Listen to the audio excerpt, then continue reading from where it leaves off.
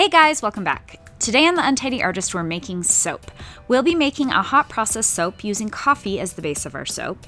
If you've never made soap before, I hope this video is inspiring to you, but before you start a project like this, make sure that you have a basic understanding of soap making. You can check out my basic soap making tutorial. In that, I go over the basics.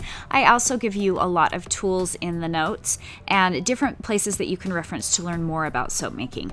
Also, if you're looking for an easier soaping project, check out some of my melt and pour soap tutorials, these cute little cupcakes, and a yummy oatmeal soap that I did also. So let's grab some supplies and get started. Now the first thing you'll need is some lye. Once again, in that basic soap tutorial, I go over a lot more in detail about how to use lye. It is very dangerous and can be very caustic, so make sure that you have a basic understanding of that.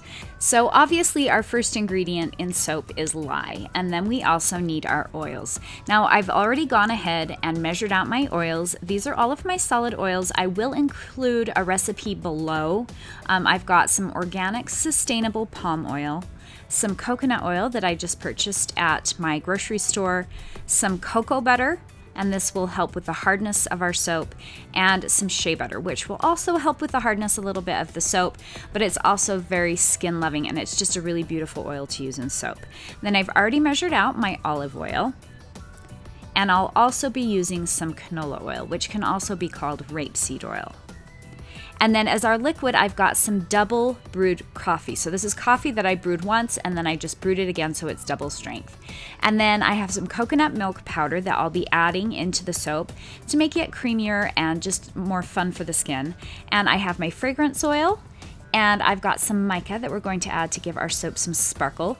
Of course, I have my safety equipment goggles and my gloves. Make sure you have those. It's an absolute must. And I've got my crock pot and a clean workspace to work on, so let's get started. The first thing you're going to do is to take your oils, your liquid oils, and dump them into your crock pot. Make sure your crock pot's turned on low, and then melt down your hard oils and add those to the crock pot. So I've got all of my oils added into my crock pot. And I give that a little stir. And then I'm going to take some of my mica, and I'm just adding about a spoonful of the mica right into the oils. There's a lot of different ways that you can do this. I know a lot of people add their mica at the end after the soap has cooked. I feel like this is the easiest way to get it incorporated in. And then I'm taking my coconut milk powder, and I'm adding that directly to the oils. And I'm just going to use my stick blender and give it a few whirls to get it all nice and mixed together. You don't want any clumps of the coconut milk in your soap. And once that's all been combined, I leave that alone for a little bit, and I'm going to take my coffee and I'm going to take my lye, and I've already measured out my lye, and I'm adding my lye to my liquid. Never, ever, ever dump water on top of your lye. It will create a very scary volcano reaction that's not good and very dangerous. So make sure that you pour your lye into your liquid slowly and stir it until all of the lye is dissolved. And once it's all dissolved and everything's mixed together, I'm going to carefully pour it into my crock pot. I pour it against the spoon so I don't get too many air bubbles. I kind of have a lot of bubbles in this one, but that's okay. And then I'm just going to start to stir it with my stick blender until it comes to trace. So we want it to be about a thin trace. We want it to be a consistency that looks a lot like pudding. So as the soap as the oils and the lye and the water start to mix together, it's going to get thicker and thicker, and you'll be able to see when you lift up your stick blender, you'll see as you drag it across the top of the soap, it'll leave little trails. And this is called trace. This is all stuff that you can find in my basic tutorial. So once it's come to trace, just a thin trace, it doesn't need to be really thick, I'm going to make sure it's still turned on low, put my lid on my crock pot, and I'm going to cook it for about 15 minutes. And you'll see it starting to turn kind of clear around the edges. That means our soap is cooking. And we're going to take our spatula and just give it a nice stir and stir everything together, making sure I scrape down the sides. Some people stir, I do. Some people don't. It's totally up to you. So I put my lid back on for another 15 minutes, take the lid off, And you can see this is exactly what we want it to look like. It's starting to cook down. It's starting to kind of turn into what looks like Vaseline mixed with mashed potatoes, some people call it. So I just scrape down the sides again, give it a good stir, and then I'm going to put the lid back on my crock pot, and I'm going to cook it for an additional 15 minutes. So you can see the soap is getting darker and it's becoming more clear.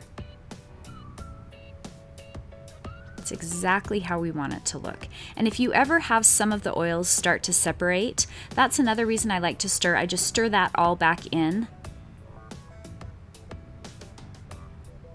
And it's starting to turn this gorgeous coffee color. And so I put my lid back on for another 15 minutes, give it another stir, and at this point you can either do what's called a zap test, which is where you take a tiny bit of the soap, make sure it's cooled off, and just dab it against your tongue. If it zaps your tongue, it's not ready. I've done that before. Another really easy way is to just grab a pH testing strip and mix a little bit of the soap into the water and test the pH balance of the soap. As soon as it's done, I'm going to add my fragrance oil, but I want to make sure that the soap's not too hot when I add the fragrance oil. This is called Mocha Latte. It's a coffee fragrance oil. I think it smells more like a coffee shop with different pastries and such. It's not a really strong coffee scent. It is really yummy. Since I made this video, I found some other great coffee fragrances from Brambleberry, and I will put links to those below. And once I have my fragrance oil all mixed in, I'm going to grab my mold, and this is just a milk container that I saved and emptied out, and I'm going to scoop some of my soap into the container, tap it down to get all of the bubbles out, add some more, tap it down, add some more, tap it down again, because we want it to all be even inside the mold. And then I'm just going to kind of take my spatula and make it look cute on the top. I love using the milk cartons for this. It makes it just so easy. It's my favorite way to make hot process soap. Plus, you don't have to go out and buy a fancy mold. I have those too, which is also fun. But for this hot process soap making process, it's just really easy. And once I have the top all arranged like I want it to, and be careful, the soap is really hot at this point. You don't want to get burned. This is what it looks like. And I'm going to take a little bit of my mica, and this is a gorgeous mica, and I'm just going to tap it along the top of the soap. And then I'm going to take 2 boxes, just 2 shoe boxes, and I'm going to press them against the sides of the mold so that the mold doesn't spread out. I'm going to give it a spray with some of my 91% rubbing alcohol, and this is just going to help it so it doesn't get white on the top. And then once, I usually leave it overnight. Once it's dry, you peel back your milk carton, and it's perfect. You can just throw it in the garbage. So just pulling that back, carefully removing it. And you've got this gorgeous loaf of soap. And then I'm going to take a knife or this soap cutting blade, and I'm going to cut my soap into about 1-inch slices.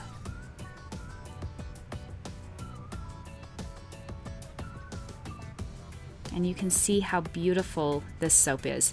It also, I wish that you could smell it. It smells so yummy, just like you're walking into a coffee shop and you can smell the pastries and the whipped cream, and it's just really pretty. And then for this, I just grabbed a piece of fabric that I had and tied a bow around it for the packaging. This is a really fun gift, especially with the holidays coming. Hot process soap is a nice option because you make it and it can be used immediately.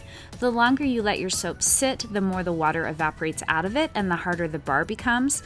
So if I can, I let my soap sit for a couple of weeks because I do like the bar to be harder, but you can use it right off the bat. And then, like I mentioned before, check out some of my other soap tutorials. Here is my soap that I made with melt and pour soap base. I've got my basic hot process soap, and then these darling little cupcake soaps that always make me want to eat cupcakes after I make them. And that's it, guys. You're all set. Thanks so much for watching. I hope you're as excited about soap tutorials as I am. I've got some cold process soap tutorials coming up. We'll be going through the basics and through swirls and different fun things with cold process soap. If you haven't already subscribed, please do. Please check out some of my other tutorials at untidyartist.com or on my YouTube channel. Give this a thumbs up if you enjoyed it, and we'll see you next time.